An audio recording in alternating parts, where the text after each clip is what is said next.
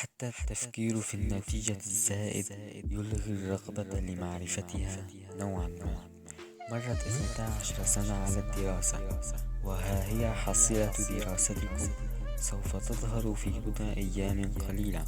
اعلم أن الحياة لم تعطي كل واحد منا حقه الكافي لمعرفة كل شيء، وجل من لا يخطئ.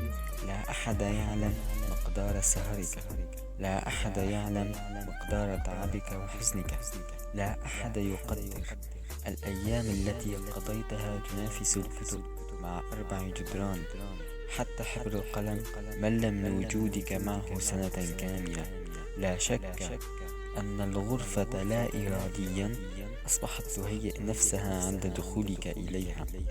اعلم أن التعابير مجازية إلى حد ما، لكن لا أحد يعلم أن الدراسة تصنع عالما خيالي لا يدركه إلا المتعلم.